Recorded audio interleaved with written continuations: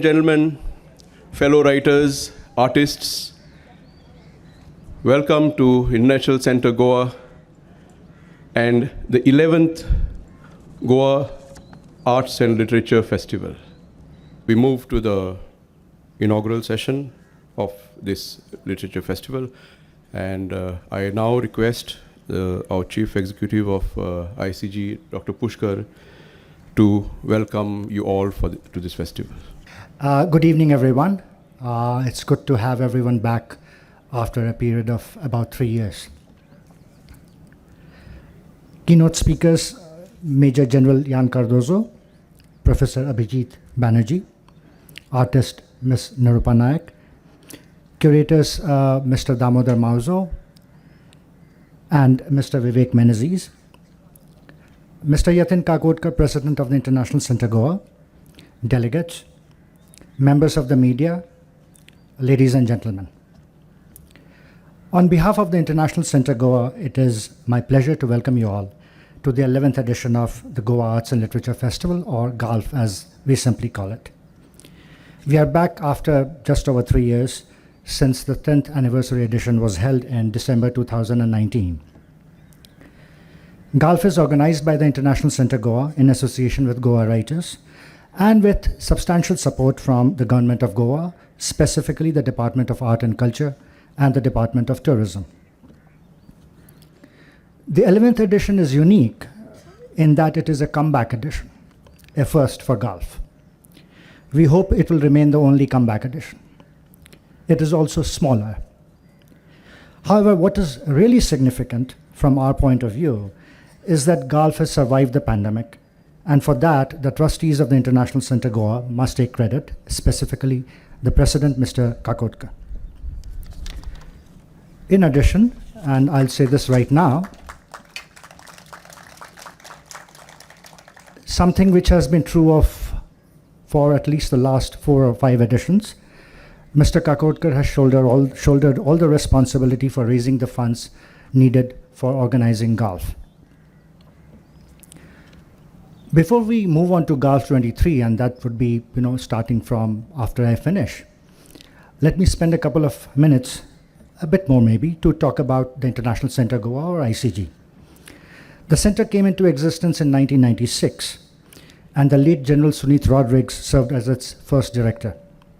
From the beginning, the trustees of ICG have aspired to make the institution a financially independent, non-partisan ideational centre.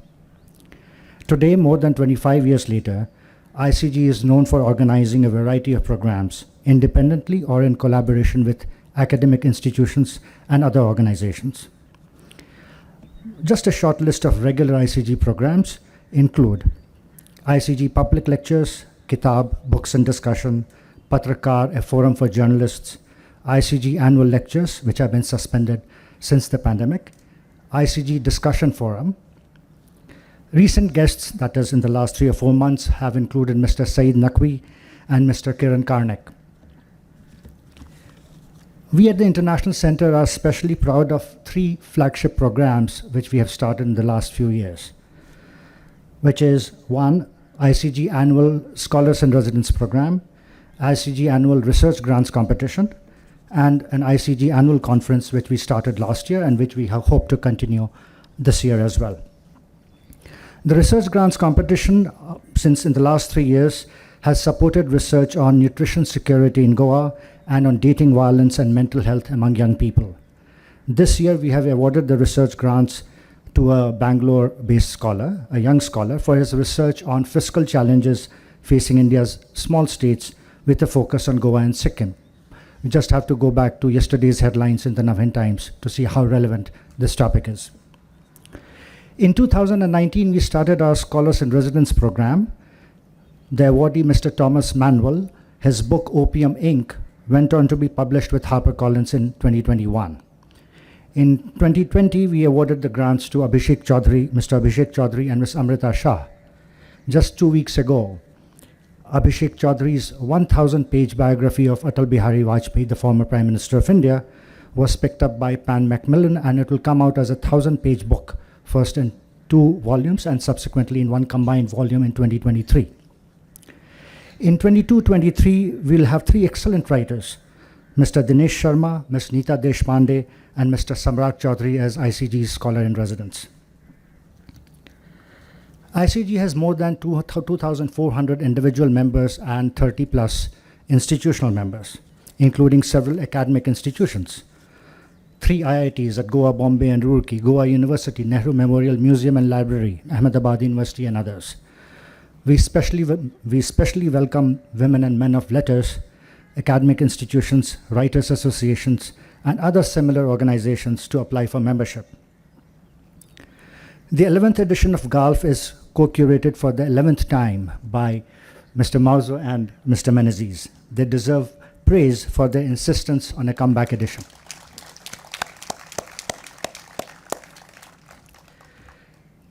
And now on to the thank yous. On behalf of ICG, I would like to thank our festival partners, Goa Writers, the Directorate of Art and Culture, Government of Goa.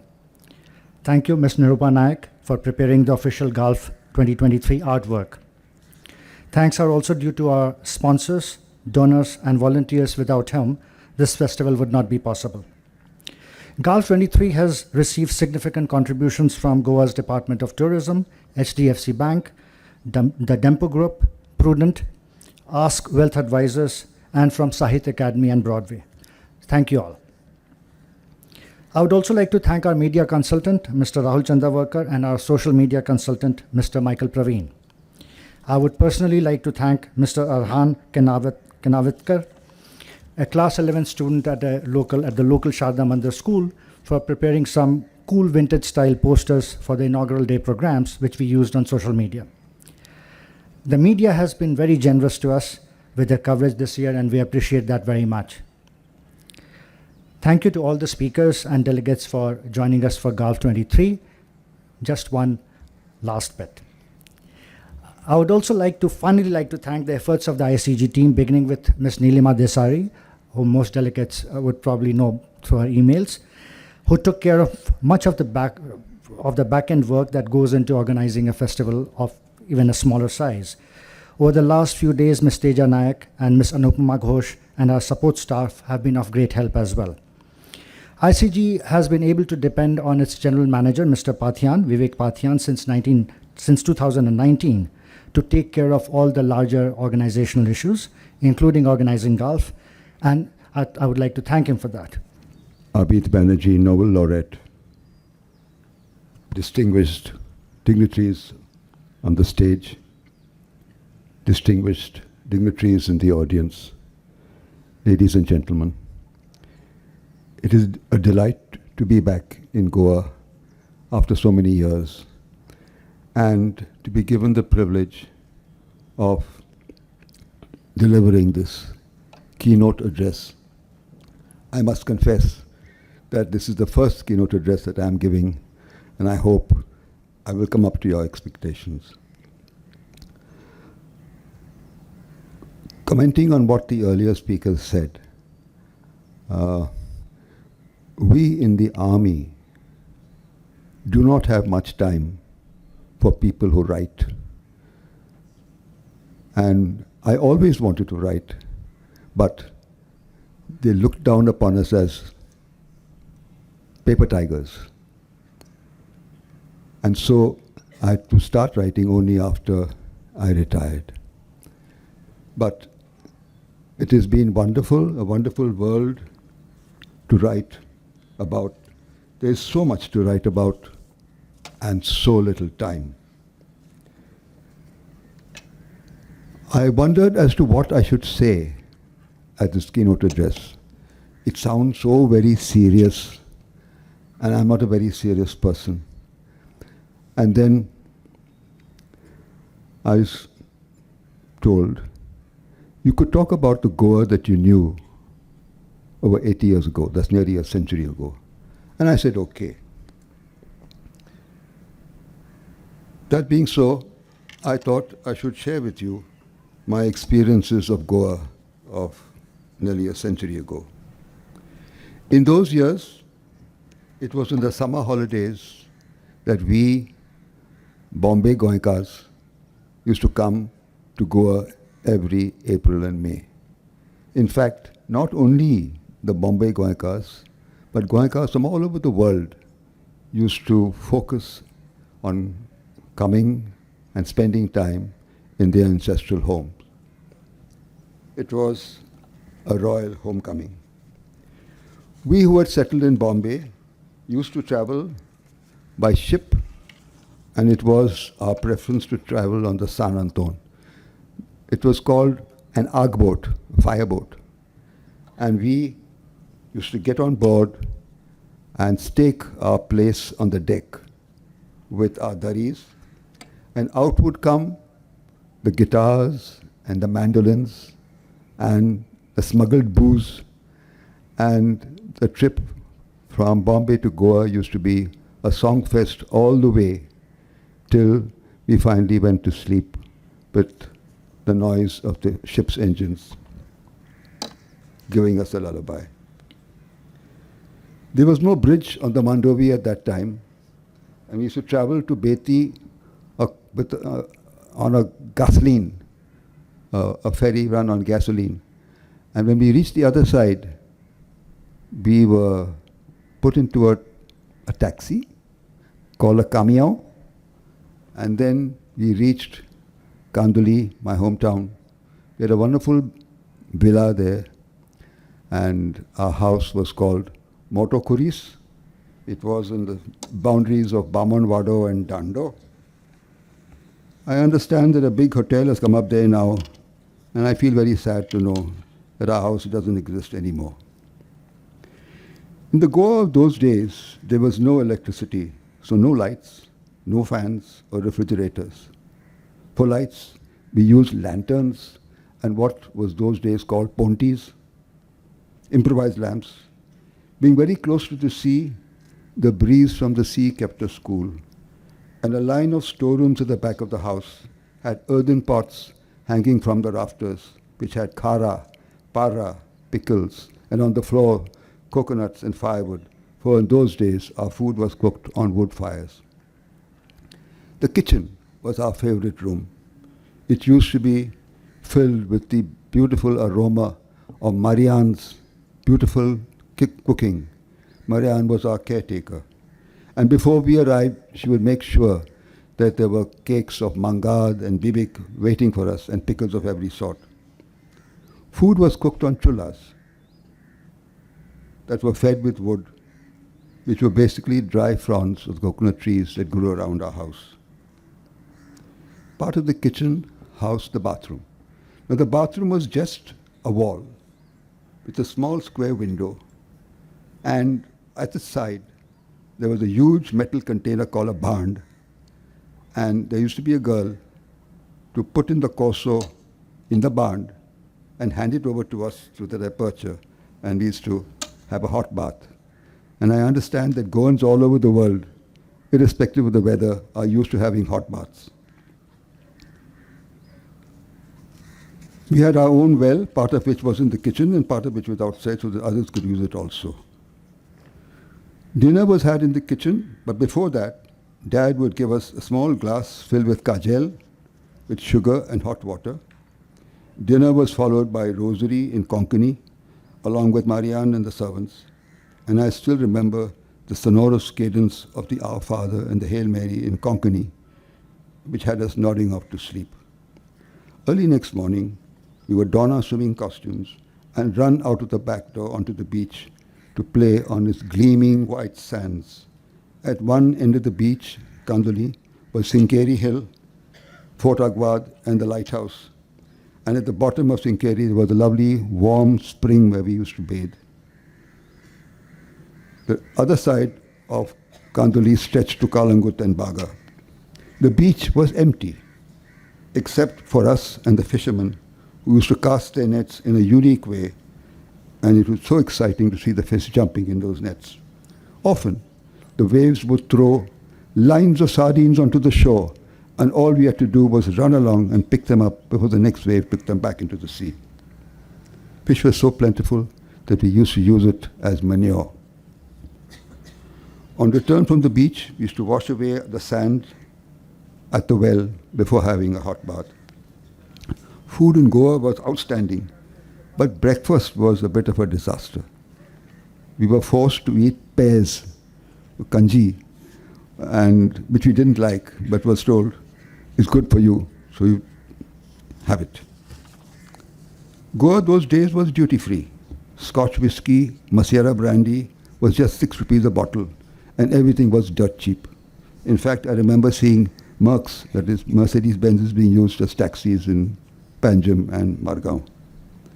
I could go on, but that would be at the risk of boring you. However, what I wanted to share with you was a Goa of long ago, a Goa I remember, a different Goa of what it was then and what it is now. It is the Goa of scintillating beaches, wide open spaces, swaths of coconut trees and mango groves. Kaju plants grew wild at the back of the house.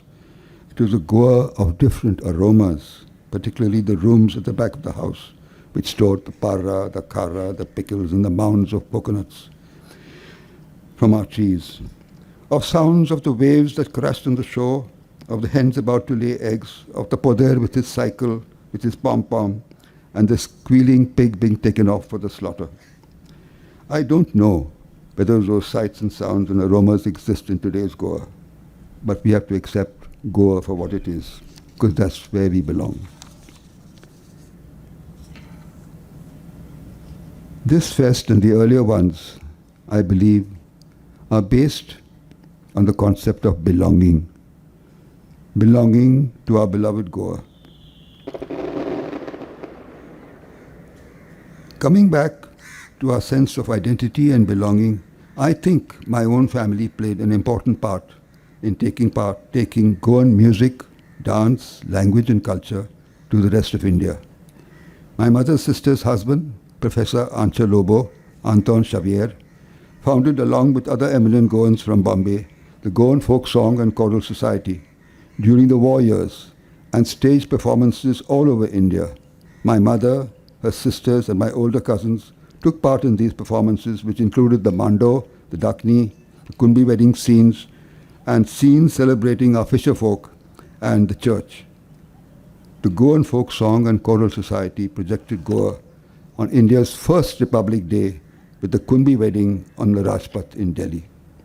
It was the same Professor Ancha Lobo who composed the music for Sahare Jahan Se Acha, Hindustan Hamara, which is still played during every beating of the retreat in Delhi.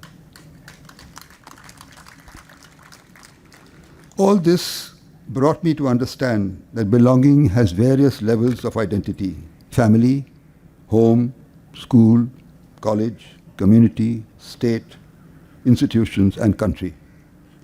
And I'm not sure whether Goans realize that to be truly Goan, one needs to break out from the boundaries of Goanness to being citizens of India and the world.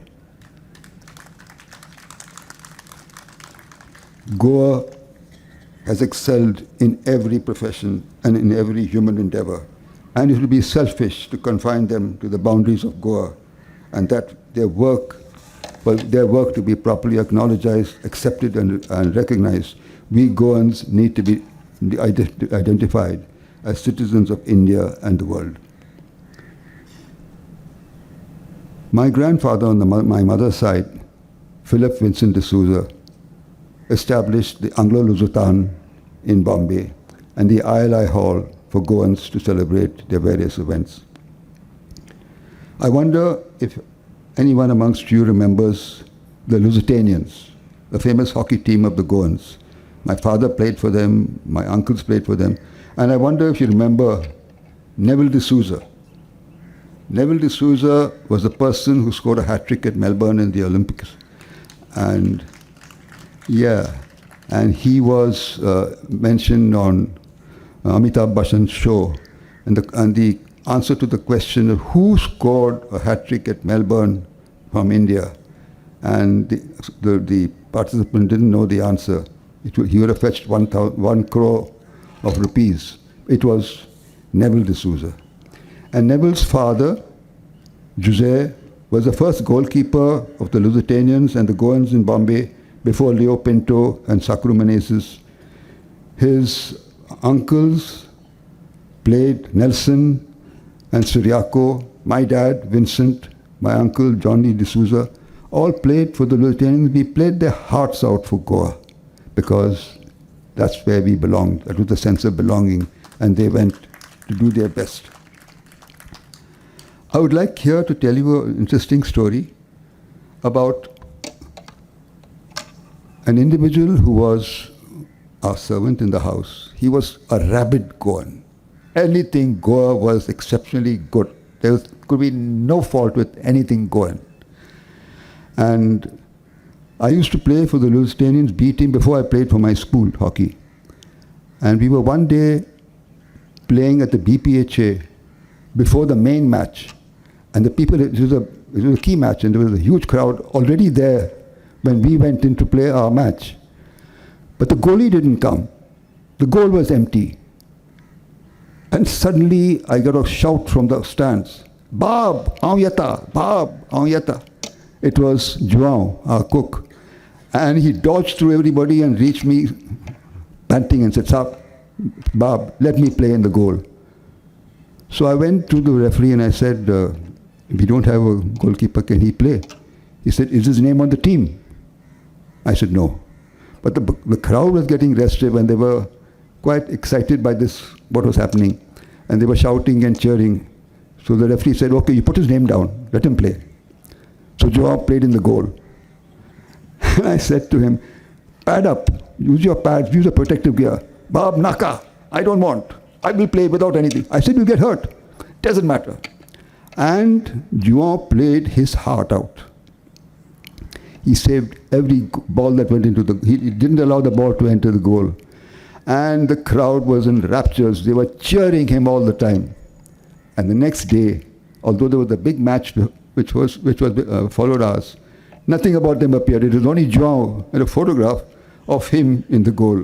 He was hurt all over. His shins, his torso, his hands. Luckily, he got no serious injury. But that is what Goa is all about. That is what Goans are all about. This is what we feel about Goa. He played his heart out, and I think he will never forget this to the end of his days, neither can I. As an officer of the Indian Army, I learnt that I belonged to a bigger family and a bigger cause. Lines of caste, community, and creed had to become blurred in order to belong to a higher and greater identity. In the Indian Military Academy, we learnt country always came first, and that included the people of India. That the soldiers we commanded came next, and our own needs as soldiers came last, always and every time. We were taught that to belong, the following are very important. Love.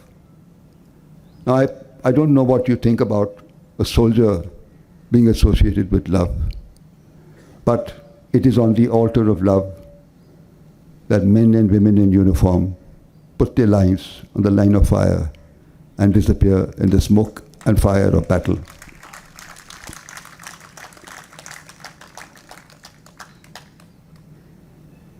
Love for the country, love for the people of India, love for our soldiers, love for the regiment, and love for the way of life which has no equal.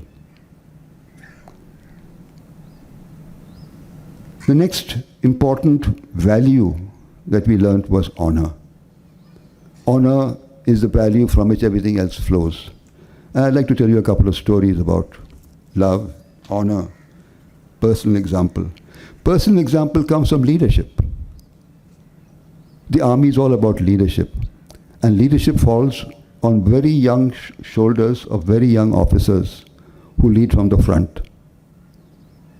They do not say, "Tum aage jao, main aa raha hoon."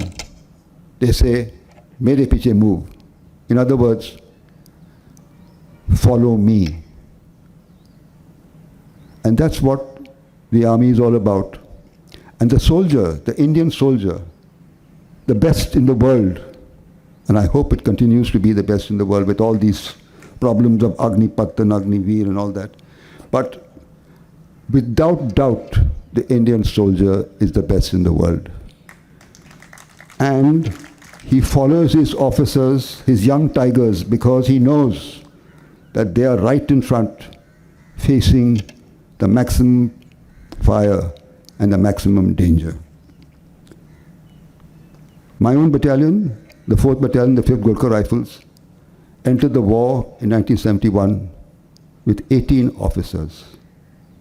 Only 7 survived in a 13-day war. 4 got killed, 7 got badly wounded, only 7 survived.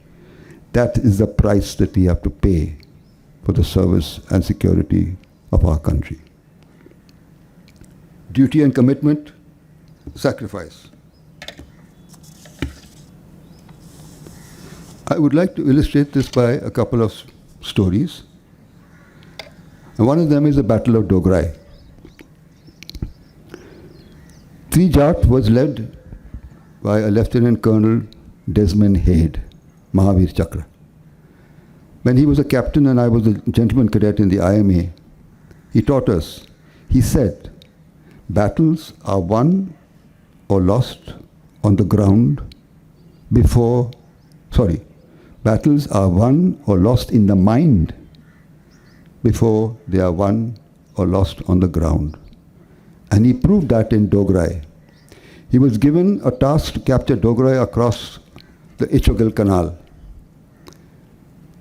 His battalion, the 3rd Jat, captured Dograi at great cost and went on beyond Dograi, an infantry battalion on foot, 11 miles beyond Dograi on the outskirts of Lahore, at a place called Batapur. But the brigade could not link up with them, and he had to come back. They were very, very upset. They said, getting us back is a slur on the honor of our battalion. And when Dograi had to be captured again, they volunteered to be in the vanguard. They said, we will capture Dograi again. And Lieutenant Colonel Desmond Hayde, whose ancestors were from Ireland, who spoke Hindi with an accent, but who spoke Haryanvi like a Jat, addressed the troops and said, we are going to capture Dograi again. Many of you will die. Many of you will be wounded.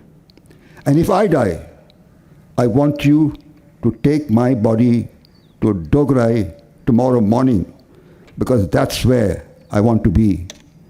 Where will we be tomorrow morning? And the whole battalion rode Dograi. And they captured Dograi again. Amazing, because the Pakistani battalion which was holding Dograi, a battalion consists of 1,000 men. A brigade consists of 3 battalions, so about 3,000 men. The battalion holding Dograi was decimated. 897 bodies were counted. But they themselves suffered very severe casualties. So this is what the army is all about. Honor, love, sacrifice, commitment, duty, discipline. And then I'll take you to the 71 war. I was still in Staff College when my posting to a staff appointment was cancelled, and I was sent to my battalion because the second in command was killed and I was to replace him. The battalion was given a task to capture an objective called Atkaram. And we came from a counterinsurgency area. Now, the army in counterinsurgency areas does not use heavy weapons, so they had no artillery. So we were going into attack. Normally, in an attack, you use heavy artillery to keep the enemy's head down. We had no artillery. So the CO said, okay, we are Gurkhas. And as someone said earlier, we used the kukri. The kukri is the battle kukri is has a blade of about 14 to 16 inches, very sharp, curved. And he said, we will launch a kukri attack at midnight, catch the enemy by surprise. And we launched the last kukri attack in modern military history. And that moonlight night, Pakistani heads rolled. Kukris were used with abandon. And those Pakistanis who survived ran back and told their comrades, don't mess with the Gurkhas because you're liable to lose your head. So this is what happened in the first battle. Our battalion fought 3 battles in 13 days. The problem with the army, any army in the world, is if you do well, you get more and more difficult tasks. And then we were told to go and capture Ghazipur, another enemy stronghold. And we had to capture Ghazipur because another battalion could not capture it. It had failed its task. And the corps commander, General Sagat Singh, one of the finest strategic commanders of the world, said, send in the Gurkhas. I know they will do the job. And we captured Ghazipur, but at a great cost. So by this time, we had lost 3 officers, killed, 4 officers wounded, but we captured Ghazipur. And now the CO thought, okay, I think I need to reorganize the battalion. So many people have been killed, officers have been killed. And he asked for 4 days rest so that he could reorganize the battalion and put people in the right place. And he was hardly settling down, and the men were going to get their first hot meal in about 7 days, when the corps commander heard, mistakenly, that the brigade, that is 3 battalions, the brigade, Pakistani brigade, holding Sylhet, had moved for the defense of Dhaka. And he said, Sylhet is empty, I want them to be captured immediately. Send in the Gurkhas. So the CO said, is this the only battalion in the corps? Why can't somebody else be given this task? No, only you can do it. And so, to cut a long story short, we launched India's first heli-borne attack. And we were promised that we would be reinforced within 48 hours. That never happened. The CO possibly knew that this reinforcement would not happen. So he talked to the JSUs and the men and he said, I don't think we can be reinforced. So instead of carrying food and water, we will and bedding, we will carry more ammunition and grenades. And the men readily agreed. And that's what stood us in good stead. The battalion fought for 9 days and 9 nights. I was with them at that time. I was the second in command. Without food, without water, with less ammunition. What we didn't know, that the brigade had not left Sylhet. It was still there. So it was a ratio of 1:6. What made things worse is another brigade had reinforced Sylhet. So now there were 2 brigades and the Sylhet garrison, which meant there were now nearly 8,000 troops, and our strength was 384. But we fought them till the end. Luckily, BBC, the Indian government did a great thing. We had nothing to hide. So we allowed foreign correspondents to march with the troops, to eat with the troops, to sleep alongside. And they were reporting things as they happened. And the world got absolutely authentic information, minute to minute. The correspondent made a mistake and said, a brigade of Gurkhas has landed at Sylhet. We were not even half a battalion.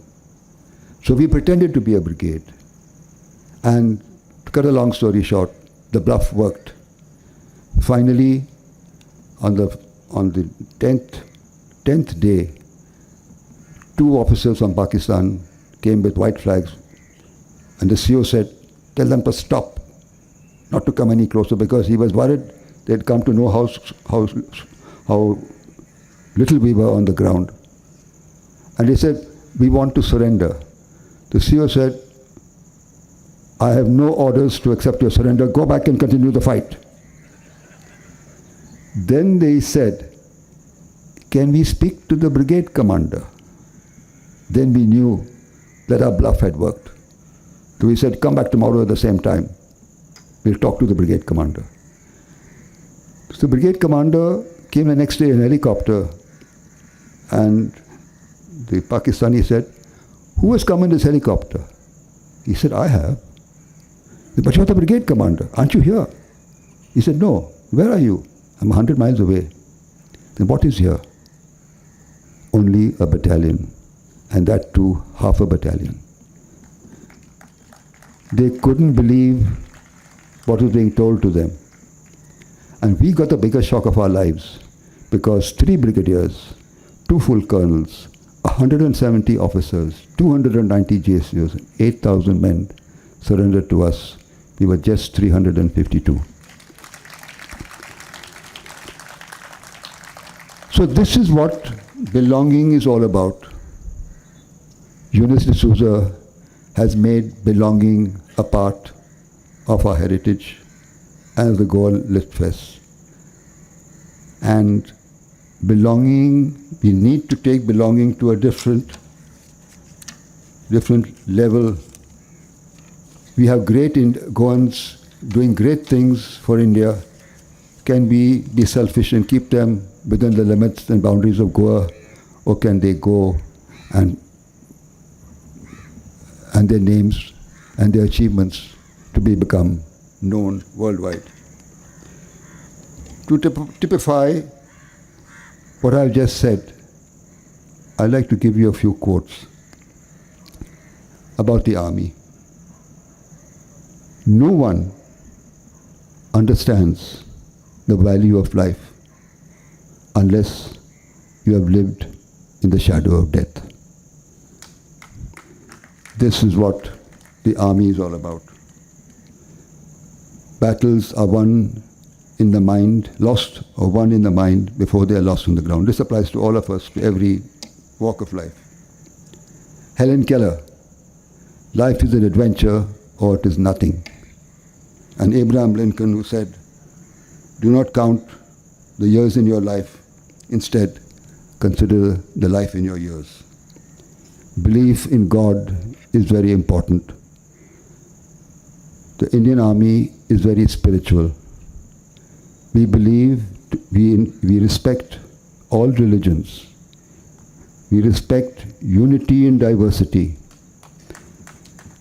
We have, in mixed units, we have Gurdwara, Girijar, the temple, mandir, all co-located, or in one place altogether. I, as a Christian, go to the mandir on Sunday because it's a parade. It's the religion of my men.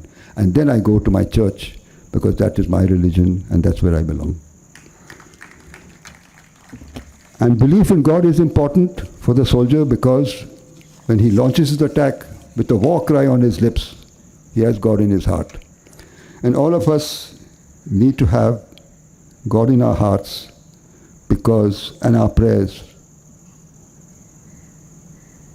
because we need India to be what it was all these years and in the future also. Unity and diversity is important. That we must never forget. Thank you, ladies and gentlemen. This is both my friend Vivek Menezes and General Cardozo are amazing speakers, and I'm not. And I know that. So it's going to be, this is the time when you can take your nap before the real action begins.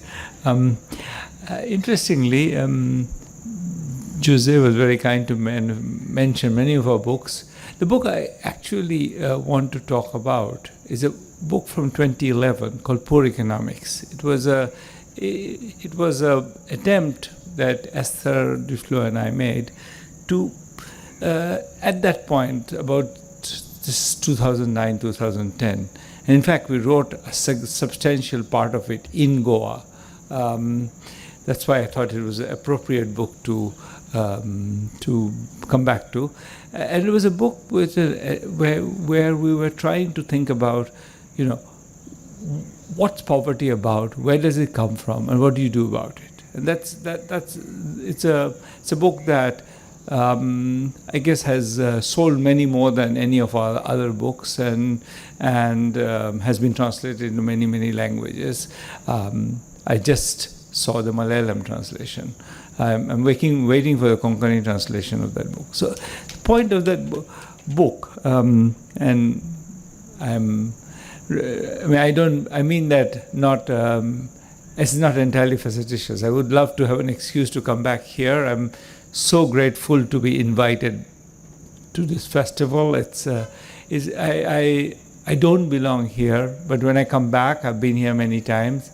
I do feel that I've left a little piece of my heart here, so coming back is always a little sentimental, and I'm privileged to be able to have done that.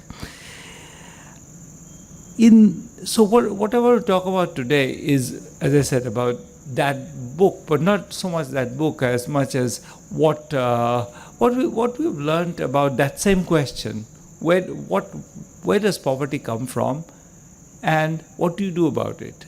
And those are very related questions, of course. Since we wrote that book, so almost 12 years from then, or actually more than that, since we started writing it in 2010. So what did we learn since then, and what picture of that sort of poverty and and policies that have to do with it can we build out of what we've learned? What I want to do is, there are many, obviously, with any book or there's many ideas there. I thought I would organize this in terms of, I think, a number of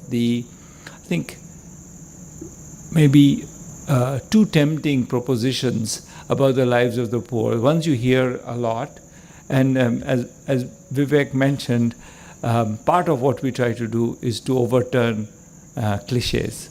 And so let me start with a set of cliches about the lives of the poor. And I'm going to basically go through one at a time, telling you what we've learned sort of around that cliche. So the first cliche, I think, and maybe the most dangerous one, is that the poor are poor because they're unproductive, because they just are not able to be able to produce. So in some sense, of course, that's if they could produce build a Tesla and sell it, they would be rich. But that's sort of the wrong question. It's the question are they intrinsically unproductive, or is it the case that they are that to be productive, even if you have all the talent in the world, you need something else. You need investments, you need opportunities, you need connections, you need friends, you need security, you need the confidence. And maybe all of those things are hard to have if you're poor. In other words, maybe the ultimate cause of poverty is poverty. Poor people are poor because they start poor, because their parents were poor, because they were plunged into poverty before they had any option and stayed there. The reason why that's a view that in economics is sometimes called a poverty trap. Poverty is the explanation for poverty. The reason that's important is that in some sense, maybe once you recognize that it could be a trap, what's exciting is the possibility of unraveling. If poor people are poor because they are poor, then maybe if you make them a little less poor, they would no longer stay poor. Because if they're trapped, can you spring the trap? That's a question in poor economics. We had posed that question, but really with not much of a sense of what the answer would be. In many ways, I think if you ever write a book where everything in that book is true, it's probably not an interesting book. So we were setting out to say things which were potentially interesting, potentially false, and as I tell you, as we'll go, I'll tell you some of the things we said were false. But in any case, we asked the question: is it true that poor people are poor because they are poor? Is it the case that if you spring them from the trap, you actually they will keep going and keep diverging? from other people, what would happen if you spring them from a trap? So and this was in the days when we didn't really have enough evidence on this question. The way the work that we were awarded the Nobel Prize for is largely work of randomized controlled trials. What we do is we conduct large scale means often millions of people, but sometimes only thousands or many hundreds of people. And the idea is if you choose two groups or many groups at random from that population, and you give them different opportunities or different options, and you compare them, because you've chosen them random, those groups are the same. And because they're the same, you can compare them, and you can therefore learn what the true difference is. So that idea, which is the same idea as a drug trial, but conducted at an enormously larger scale. Drug trials have 60 people. We often have 13 million. So it's a different kind of exercise. But nonetheless, same idea. It often gives you a reliable answer to the question, what is it that the effect of a particular intervention is? The particular intervention I want to mention is an intervention that was conducted, actually, it was invented by a Bangladeshi NGO called BRAC. And the intervention is called the Ultra Poor Program, or what they call targeting the hardcore poor. The idea was that there are people, or I think BRAC actually called it the graduation program. And the idea was that you graduate from extreme poverty into normal poverty. These were people who were often women who had never worked, who had been abandoned, or husbands were alcoholics or had died, and who had young children and had never worked, never earned a living, who were typically living by getting alms from people. Can you take those people and turn them into productive citizens? And their idea was, what we're going to do is we're going to, of course, asking them to take a loan, nobody's going to give them a loan, but we could ask them to give them a gift. A gift meaning you typically a cow, several goats, maybe a little bag of trinkets to sell, and we tell them, do your best, and there's someone around to encourage them to keep doing that. This was the intervention they had pioneered, and we studied that actually in 7 countries at the same time: in India, in Pakistan, in Bangladesh, in Peru, in Ghana, in Ethiopia, in Honduras. And the point of studying them was to look, is it really the case that suppose I take these people who are the poorest of the poor and we give them something, if these people are really incapable of being productive, well, that's not going to change anything. They will, it's still, it's a asset, maybe it's worth a couple of $100, but that's it. And, over many years, that's not much money, so it's not going to do anything. What we found, and we've been tracking them now for many years, 10 years later, the people who got these assets are still 25% richer. They kept going. And they kept going not with the cow, which they eventually sold, and they started a business. And then with the business, they made money, and they send their children. You can see still a difference. Remember, these are randomized groups, so they're identical. 10 years later, you see them, their children now, who were 10 then, are 20 now, they send them further away. They're working in Goa rather than Kolkata.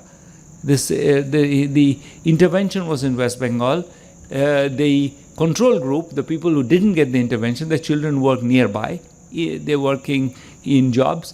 The children of the people who got the intervention, they have the confidence, the resources, maybe the connections to send their children further. So they're in Goa, they're in Surat, they're in Ahmedabad. So their lives were transformed by this intervention. They did not just, sell the cow and take the money and have a party and get finish and fall back into poverty. I think and we see this in Pakistan, we see this in Bangladesh, very similar evidence in Bangladesh, also tracked for many years. We see this in Peru. And it's, in a sense, I would say, the first point to be made is that there's talent everywhere. People are able to be productive. If they're not productive, it's because they don't get opportunities. The flip side of that, which we all or the very related question, another strong prejudice that is around is, so once I say, if you give people some help like this, they will be able to sustain themselves, they'll get richer. The next question, you immediately get this other, this murmur. Well, but if you give people things, they'll become lazy. You can't give people things. You have to make them earn it. Well, it's an empirical question. It's not about, we can, all the wisdom about human nature, I'm afraid, doesn't answer most of these questions. We can we can quote all the experts and, read, whatever, Nietzsche and the Bhagavad Gita, but eventually I think we need to look at the data. And when we look at the data, what is remarkably clear is that, and we've now looked at randomized control trials, I think something like 15 of them across the world, but in each case people were given a free income or a free asset, and we look at what happens. In every case, the main point is that nothing happens to labor supply. They don't work less, they don't work more. Many cases, nothing changes. They continue to work as much as they were working. Making them any richer doesn't make them lazy. Or, in some specific cases, they actually become more productive. They become more confident because they feel a little bit more value, they feel a little less depressed, and they actually undertake harder tasks. So, in other words, yes, we can help people. People are capable, and yes, we can help them. So let me start. So a third, again, very related prejudice is that, this education, it's great. Yesterday the ASAR results came out. ASAR is actually a unique Indian invention. It's Pratham, is an NGO here, invented the idea that you could actually measure results, the performance in education district by district in India without using professionals, by using volunteers, and you can do it at a scale. Yesterday they released their results. Annually they do it. There were 700,000 kids who were tested in 618 districts, that's an exercise that other countries have now imitated, but we invented it. We sort of don't take credit for the things that we really do well. We invented it. That particular survey yesterday, unfortunately, then revealed what the depressing result that, we have recovered a little bit from the pandemic. It was really bad in 2021, but overall, we're still behind 2018. And even in 2018, things weren't that great. Things were really pretty mediocre. A third of all children in class 5 can really do class 2 level math. The rest can't. And that's a number that should shock all of us. And then when you have that, you immediately get people saying, well, maybe the schools are bad, that there's no infrastructure, we need boards, we need computers, we need better paid teachers, the teachers need to, and all of those things seem plausible. And one of the things we had written about again in 2011 was the fact that, in fact, there was relatively little evidence that any of these things work. And since then, unfortunately, all of those statements have been proved true. I don't want you to think that I'm going to go away from this point thinking that I'm saying nothing works, but just hold your breath. So in 2011, we had had evidence. We were randomized control trials of blackboards, randomized control trials of other school infrastructure, different kinds. And indeed, infrastructure is not unimportant. If there's no school, you cannot have learning. You can't learn. I mean, there is sentimental and romantic beliefs about what you can do on your cell phone, but mostly we saw from the pandemic that once there is no school, children don't learn. They fall back. So you need a building. But I think the basic fact now from many more studies since in the last 10 years is that infrastructure doesn't matter so much, nor does really very little evidence for teacher pay. There's a wonderful randomized control trial in Indonesia, a very large one, where teacher salaries were doubled and nothing happened to test scores. So none of those things matter. And in other words, the children are not learning, and they're not learning because of the sort of these expensive things that you put in the school. So when you say that to people, they say, well, maybe it's really that they can't learn. Maybe it's just these children. They're malnutrited. They didn't get they didn't get to eat when they were in the mother's womb, and so they are really not able to learn. And there is a large and influential view saying that. I'm sure it's important to have, and I'm glad that the government of India has, under Nipun, taken on the idea that early childhood is important. It's important that children get some the Anganwadi system is strengthened. They get learning and feeding at the same time. All of this is important. But I'll give you a study, something from a study we did. This was a study of vegetable and fruit sellers in markets in Kolkata and Delhi. These were all children under average age 11. They were all sellers. They were selling themselves. You go to them and say, give me 400 grams of carrots and 200 grams of peas. They calculate and tell you the amount back in seconds. You give them 200 rupees, they give you change back in another second. It's all done in faster than a calculator could do it. And this is true so they get the calculation right 93% of the time. And if you sort of say, no, that's not right, 99% of the time. They just get it right. They all can do it. The next thing we did was we asked them, okay, so you can do this. So then we talked to a parent and we asked them, okay, can you do the Asar math? Asar math is like 86 minus 37. I mean, they've been doing 200 minus something times something plus something times something. They say, no, if I could do that, I would be in school. They cannot. So there is an amazing. So in other words, that our children, these disadvantaged children who are working in markets, they are the children of the poorest, are fully able to do mental math as fast as me, maybe faster. And they're not able, but as soon as you show you something that comes from a school or looks like a school math or is written on a piece of paper, they say, no, I don't know that. And they really can't do it. Our entire pedagogy is designed to intimidate. We teach to make children feel bad about themselves because they're not.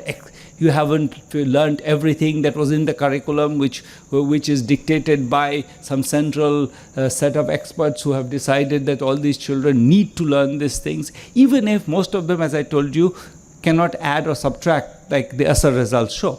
But still, in class 5, we'll teach you class 5 math. It doesn't matter if you can add or subtract. So by doing that, by treating you as a failure if you cannot do certain specified things, we break the confidence of the children. Our education system, so in other words, and encouragingly, the converse is true. When we actually decide to teach children respectfully, say, this is what you need, if you don't know this, that's not a problem, we'll teach you that. They learn very, very fast. So both sides of that is true. If you actually respect the child and say that you can learn, and here's what you need to know, I'll teach you that, they learn extremely fast. That's also results from a bunch of interventions done all over the world. In India, a lot of them by Pratham, and it's always the same. Can I take a couple more minutes? How many? 5 more? Okay. So in other words, I think again, it's easy to formulate an answer. It's easy to say, these kids, maybe they can't learn. And it's much more, I think that there's actually lots of good news in the world. Lots of good things happen if you do them. But you have to be mindful, you have to think about why they would work. And when they do work. It's not that these kids cannot be taught. They can be taught. We just don't try to teach them. Let me end with one more example. This is what I do for a living, so I bore my students with it, so I could go on for hours. But let me end with one more. One thing that I told you, I'll tell you something we got very wrong in our book. There was no discussion of mental health in our book. And I think this was the accepted prejudice, at least in the economics community, but probably a little bit beyond, in the policy-making community. Poor people cannot afford to be depressed because they have a hard life, they have to work. The depression means you're lying in bed and not doing anything. We've started to measure depression. One of the best studies of depression is in Goa. Vikram Patel, who has done these studies. My friend Vikram is an amazing scholar, and he has done many of these studies in Goa. So one of the things that those studies find is that depression, both male and female, is pervasive. We've done a study which builds on what is done in Tamil Nadu, and we find that among the elderly, the depression rates are mind-boggling. 40% are depressed. Elderly women, 40% are depressed. There really that's catastrophic. They're really, and again, that clashes into one of our other myths. We live by myths, and I mean that we have to, but some of those myths are dangerous. That the family will take care of it. And I tell you, we have been trying, there's a government pension program for these women, 1,000 rupees, nothing much. But we cannot get the bureaucracy to agree to give it to them. They keep saying, why are you giving this money, this waste? Remember I told you before, giving money to poor people is not a good thing. You shouldn't give it to them. And in particular, these women, their families will take care of it. Families don't.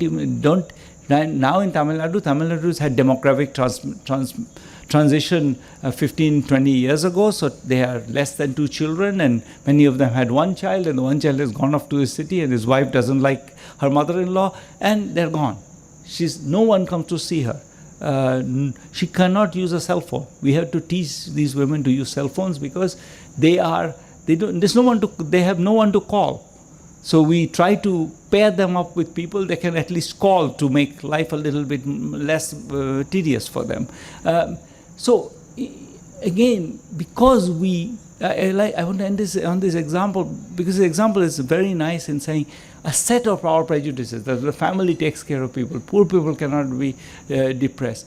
In fact, we've known that this is a big problem. One of the other things that Vikram and my colleague Frank Shilbach and another friend from Harvard, Gautam Rao, have been doing is looking at the effects of cognitive and behavioral therapy on these depressed people. And you see therapy done, and one of the things they demonstrate is that therapy done by a very, sort of lightly trained sort of person with no university degree can already make big difference that lasts 5 years. So it's really it's again easy to solve problems. Not all of them, but there are many easy to solve problems. We don't solve them because we tell ourselves stories that are wrong. I think what is critical, so I think I wanted to, we do randomized control trials, and randomized control trials are very, very kind of convincing ways to capture the evidence. But mostly, we should be, even more fundamental than that, is to just ask questions. To say, what is it that, we have all these myths about all these things. Why do I believe this? Where did that come from? What convinced me of that? Is it just It's my introspection about human nature, or is it there's something that holds on to it? And I think if we did little bit open our eyes, I think we would build a better world. Thank you. Our very own special artwork for the 11th edition of the Goa Arts and Literature Festival by the artist Nirupa Naik.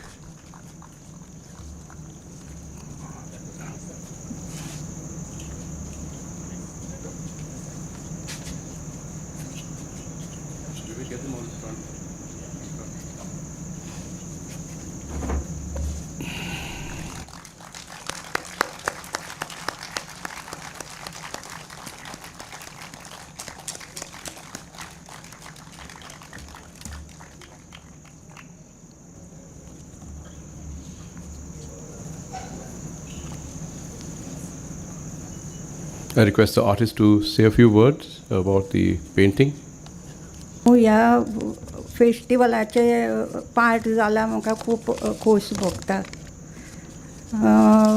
म्हाजें painting आसा तें साहित्याचेर आदारीत आसा आनी आमची साहित्य संपदा इतली व्हड आसा ताका तोड ना म्हणून हांवें तें फाटल्यान बॅकग्रावंड अशें दाखयलां. बॅकग्रावंडाक सगळें दाखयलां ब्लू कलरान आनी धाकटी भुरगीं दाखयल्यां कित्याक तांचे ल्हानपणांतल्यान जर मनशाक अशें धाकट्या भुरग्यांक ज्ञान दीत जाल्यार तांकां तें ज्ञान मेळून ती ज्ञान घेवन फुडें तांच्या माथ्यार ज्ञानाचो सक्सेसफूल जाता तीं आनी मानाचो मुकूट चडटा तांच्या तकलेर हें दाखयलां हांवें. आनी हांवें थंय हाजेर सिंबॉल दाखयलां ज्ञानाचें. देवी काडल्या म्हणजे ती देवी कशी दी ज्ञानाचो दीप दाखयता सगळ्यांक. म्हणजे साहित्यांतल्यान ज्ञान मेळटा आनी त्या ज्ञानांतल्यान तो ज्ञानदीप कसो दाखयला. तातूंत हांवें एक संस्कृत श्लोक घातला. तातूंतल्यान अशें सांगता की ज्ञानान हें मेळटा, नम्रता येता आंगान आनी नम्रतेन सक्सेसफूल मनीस हें जाता, ताका पात्रता येता कितेंय करपाची आनी तातूंतल्यान तो फुडें ताका सगळें मेळटा आनी धन मेळटा, सगळें कितें कितें साध्य करूंक मेळटा आनी तातूंत ताका आनंद मेळटा. हो हांवें थंय संस्कृत एक श्लोक घातला. आनी व्हडलो बूक आसा तो ज्ञानाचो बूक. तातूंत कविता नाटक सगळें त्या बुकान येता. मागीर हाणें विवेकान म्हाका एक कविता दिल्या ती हांवें घाल्या भितर. No matter that my name is Greek, my surname Portuguese, my language alien, there are ways of belonging, I belong with lame ducks. ही कविता तातूंत घाल्या आनी मुद्दम हांवें कविता घाल्या कित्याक साहित्याचेर आदारीत आसा पेंटींग म्हणून. आनी म्हाका अचानक एक कविता सुचली तें करता करता की चित्र काडा, माणुसकेचे रंग भरा, मातयेन भरलेल्या हातान कश्टाचें मोल करा, उतू नाका मातू नाका, आसऱ्या मुखाची रेख काडा आनी उतू नाका मातू नाका हास्या मुखाची रेख काडा. कोण व्हड कोण ल्हान आमकां कित्याक पडलां, आमी चित्रकार, आमी चित्र काडुया. ही कविता अचानक सुचल्या ती हांवें भितर बरयल्या आनी सगळें चित्र साहित्याचेर आदारीत आसा.